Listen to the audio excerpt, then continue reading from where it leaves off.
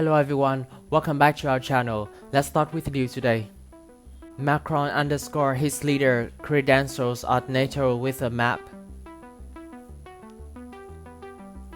President Emmanuel Macron brought a map to NATO on Thursday to show just how much his troops were doing to support the securities of his allies and explain how France could be counted on to show solidarity. Riding high in polls just 3 weeks before a presidential election, the French candidate president has been able to put aside the nitty-gritties of French political campaigning to focus almost solely on the war in Ukraine and its impact on the global economy. Macron, who has spared no effort to mediate between Russian President Vladimir Putin and his Ukrainian counterpart, entered the presidential elections race just a month before a first round of an April 10th and has kept the number of campaign events to a minimum. He has faced a little criticism in recent days, with some voters saying he was focused on too much on Ukraine and not enough on France. But on Thursday, with global attention on an unprecedented summit of a transatlantic alliance NATO, G7 rich nations and European leaders to address the continent's biggest military crisis since the 1990 Balkan Wars, Macron was keen to underscore his commander-in-chief status and said France would adapt to the new strategic.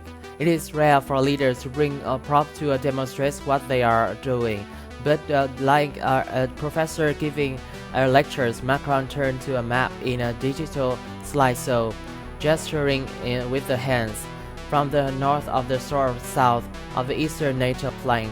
The map that here enables you to see all our current commitments, he said, breaking down French military activities from Jews in Norway to its new presence in Romania and aerial policing missions in Estonia to the aircraft carriers launching monitoring missions from the eastern Mediterranean Sea. Macron wanted to send a message he would not be rushed. Asked by reporters about fear of future Russian chemical weapons used in Ukraine, he remained prudent. He would not set red lights that could not be backed up with actions, as had been the case when he ordered airstrikes on Syrian targets in 2018 after a suspected chemical attack. On delivering weapons to Ukraine, his responsibilities, he said, was not to deliver tanks and weapons that would lead to war with Russia, but to continue NATO's existing military support that did not aim to wage war, but bring a ceasefire and negotiations. Macron hoped with the leaders, handshakes, smile, and a warm exchange with Italy Mario Draghi, as Britain's Boris Johnson looked on him by himself as they prepared for a NATO family photos. He leaned over, resting his hand on Turkey President Tayyip Erdogan's shoulder as the two chatted jovially, something unthinkable just years ago when the two leaders were trading barbs almost on a daily basis. When asked by Romanian reporters about French presence in his countries, Macron smiled, asking for the map to be brought out again.